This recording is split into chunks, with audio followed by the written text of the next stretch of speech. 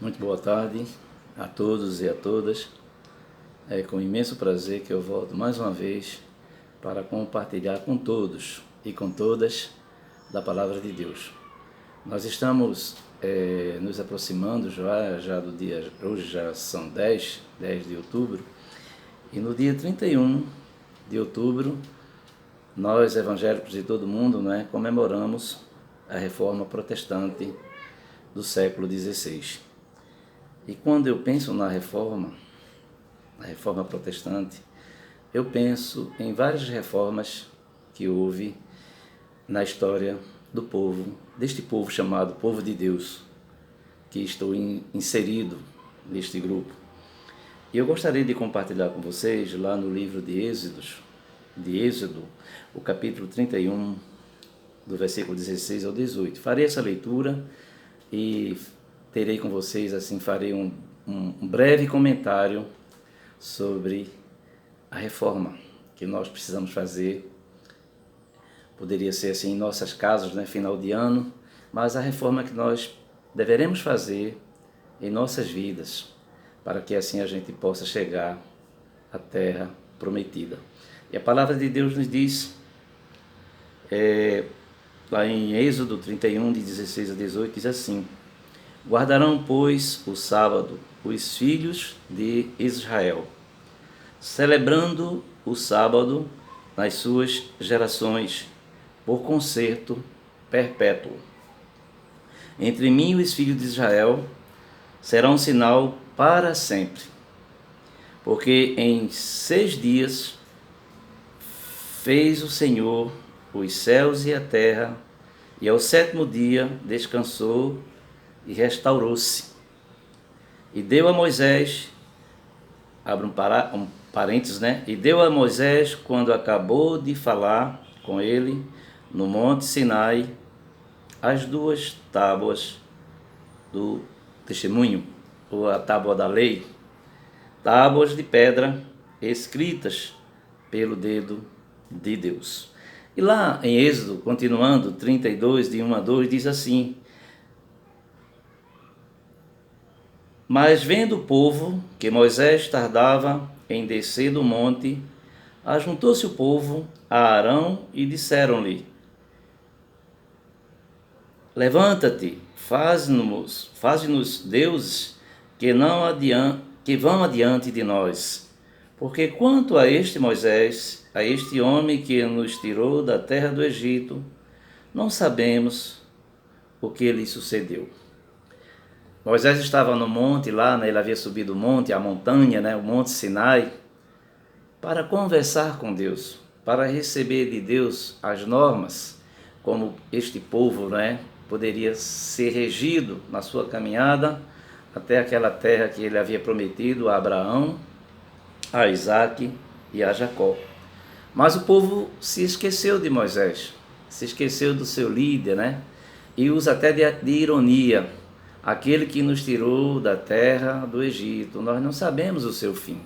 Portanto, vamos nos alegrar, vamos celebrar a vida do jeito que a nossa carne pede, do jeito que nós desejamos.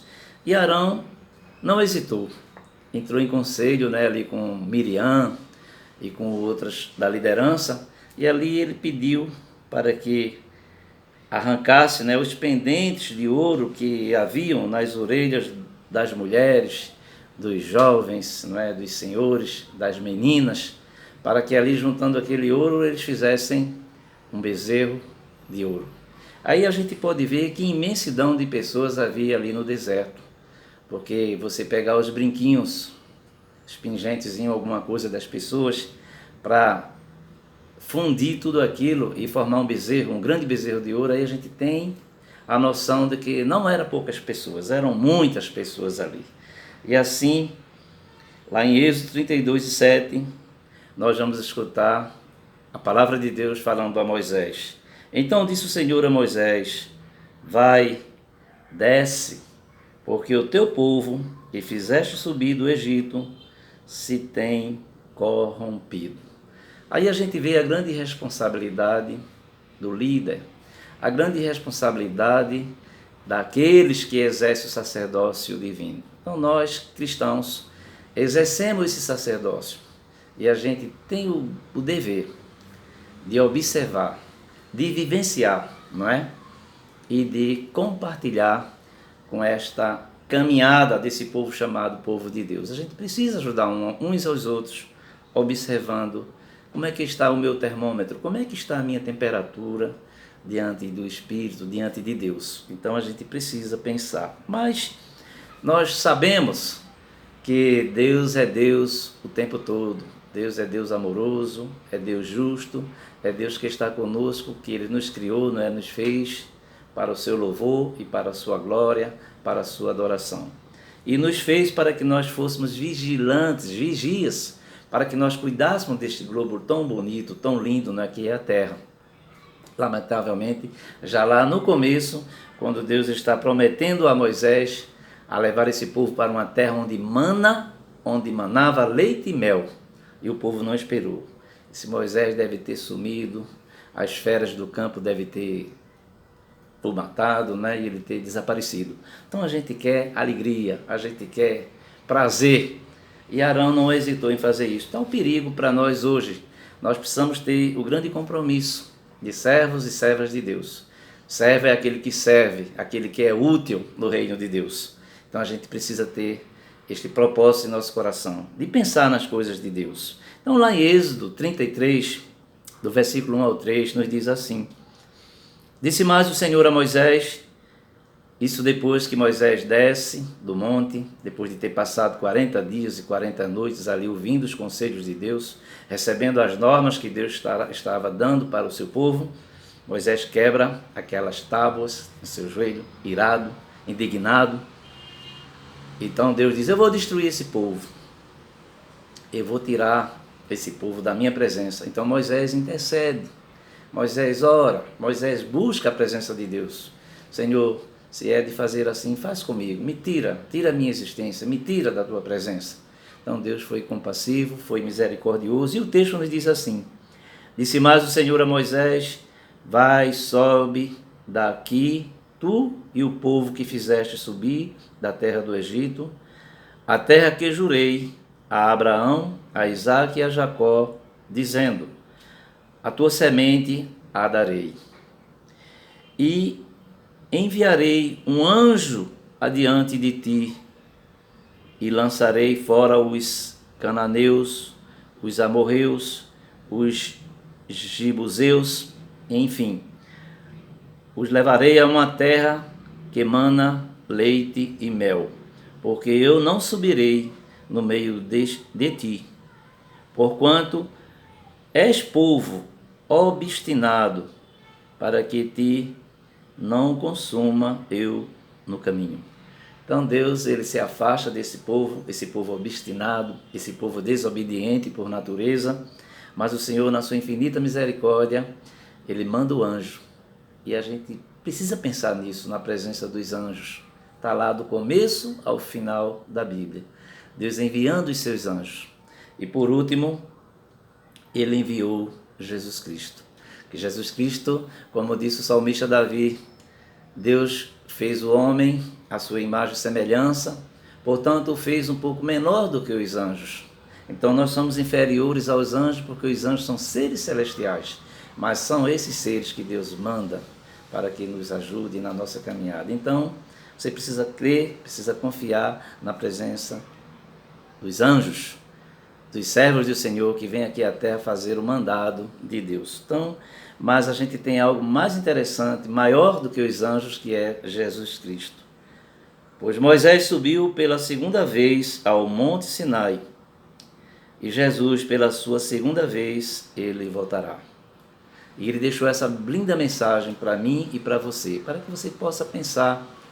Pensemos na Reforma Protestante do século XVI, nesse 31 de outubro, não é?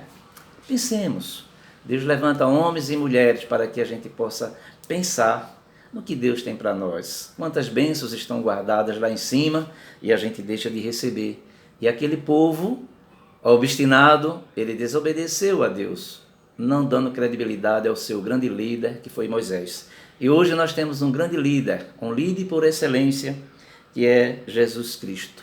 E este Jesus Cristo, ele nos diz assim lá no Evangelho de João, no capítulo 16, no versículo 22, ele nos diz: assim também vós agora, na verdade,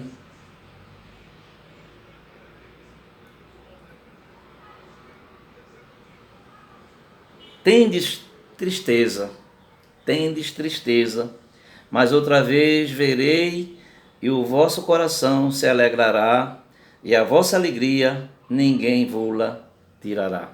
Então a gente anda nesse mundo, um dia alegre, um dia triste, né? Um dia indeciso, mas Jesus Cristo conhece os nossos corações, assim como Deus conhecia o coração daquele povo e conhece o coração do seu povo no caminhar da história. Então a gente tem uma promessa dada por Deus de chegarmos à terra prometida. Não é mais a Canaã, lá da Palestina.